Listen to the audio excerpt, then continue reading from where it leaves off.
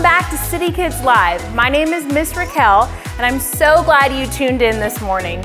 I miss seeing your faces so much, and I can't wait for all of us to gather again. But until then, we will continue meeting here at 9 o'clock every Sunday.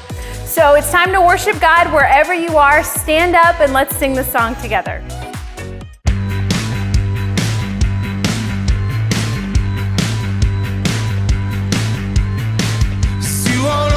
Keep my lamp burning. You have turned my darkness to light. Set my feet high on this mountain and put my enemies to flight. So I will praise you as long as I live. Oh, I will praise you again and again. And when I walk through the valley, I will not fear. For you are my strength and my shield. When everything around me is overtaken, I know I'll never be shaken. Whoa, I'll never be shaken. Whoa, I'll never be shaken. Whoa, I'll never be shaken. Whoa, I'll never be shaken. You are all to keep my lamp burning. You have turned my darkness to light. Set my feet high on this mountain and put my enemies to flight. So I will praise you as long as I live. Oh, I will praise you again and again. And when I walk through the valley, I will not fear. For you are my strength and my shield. And when everything around me is overtaken, I know I'll never be shaken. Whoa, I'll never be shaken. Whoa, I'll never be shaken. Whoa, I'll never be shaken. Whoa, I'll never be shaken.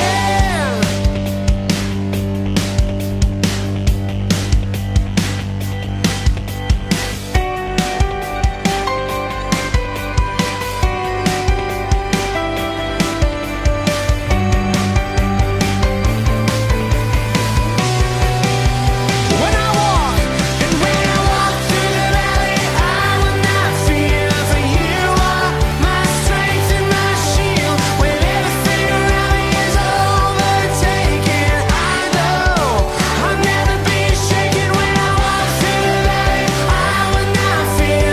For you are my strength and my shield. When everything around me is overtaken, I know I'll never be shaken. Whoa, I'll never be shaken. Whoa, I'll never be shaken. Whoa, I'll never be shaken. Whoa, I'll never be shaken.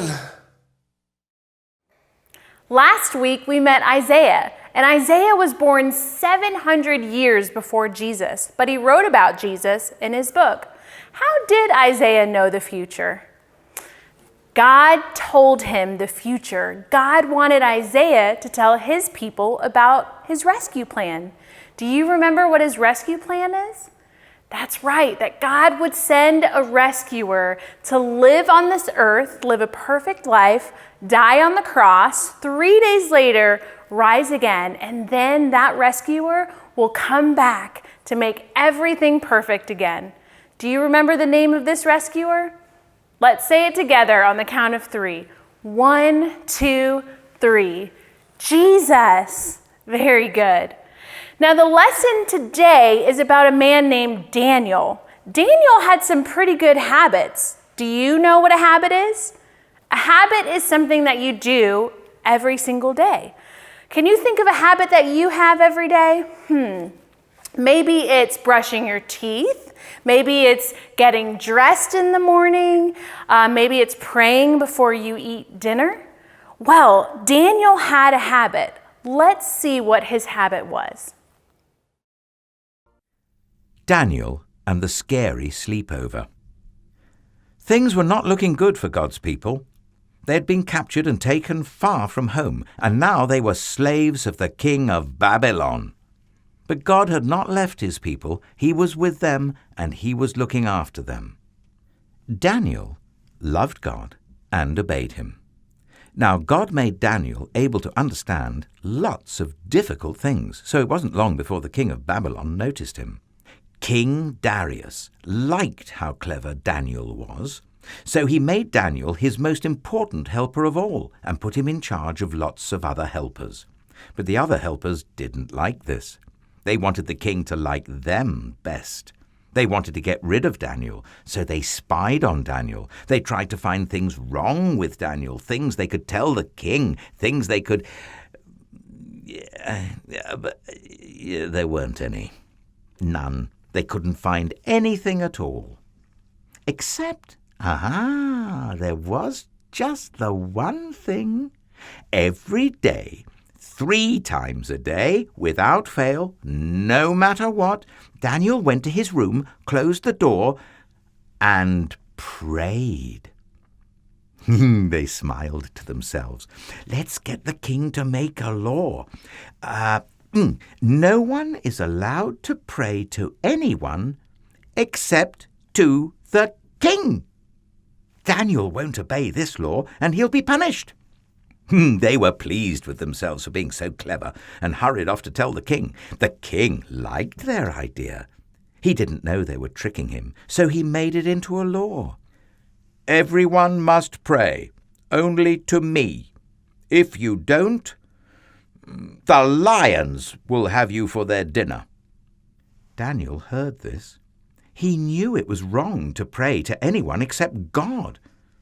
He had to do what God said, whatever it cost him, even if it meant he would die. So Daniel went to his room, closed the door, and prayed. Well, that's just what the bad men knew Daniel would do. They skipped straight off to tell the king. "Oh, your most glittering highness, your law says, does it not, that everyone must pray to you alone, sire?" "Yes," said the king. "Oh, magisterial brightness, then correct us if we're wrong. But it would seem that Daniel is praying to God, not to you." The king was sad. He had been tricked. But he didn't want to hurt Daniel, but he couldn't change his law. And so he let the soldiers throw Daniel to the lions. "May your God, who you love so much, rescue you," the king said. The king went back to his palace, but he didn't sleep that night. Not a wink. He tossed and turned until finally, at the first glimmer of dawn, he leapt out of bed and ran straight to the den. "Daniel," he cried, "has your God rescued you?" "Yes," Daniel shouted. "God sent an angel to close the lions' mouths." And there, resting his head on Daniel's lap, was the biggest lion, purring like a little kitten. The king brought Daniel out of the den. "Look," he said, "Daniel doesn't even have a scratch." The king made a new law. Daniel's God is the true God, the God who rescues. Pray to him instead. God would keep on rescuing his people, and the time was coming when God would send another brave hero like Daniel, who would love God and do what God said, whatever it cost him, even if it meant he would die. And together they would pull off the greatest rescue the world has ever known. Daniel chose to keep praying to God, to obey God, even though he knew it would cost him. And it did. It got him thrown into the lion's den. Can you imagine what Daniel was feeling when he was thrown into the lion's den?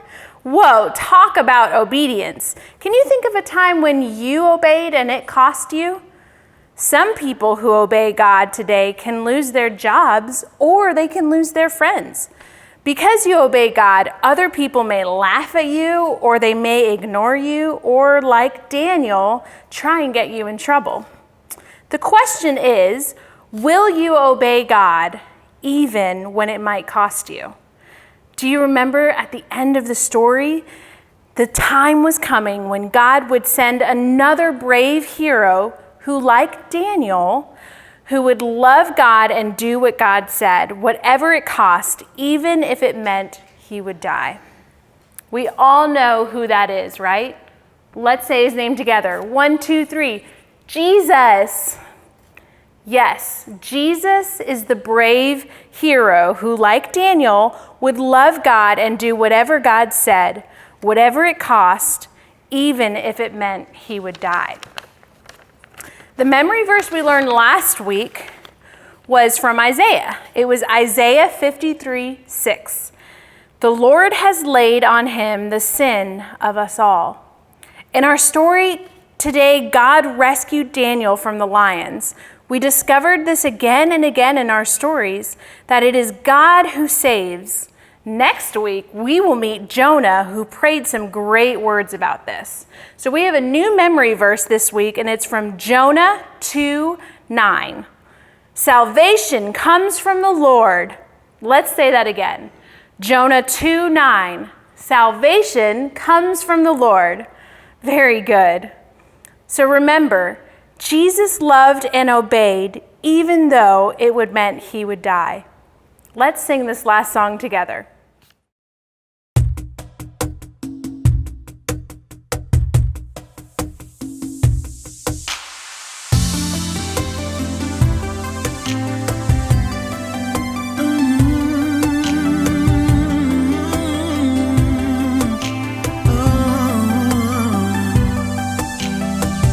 Our Father everlasting, the all-creating one,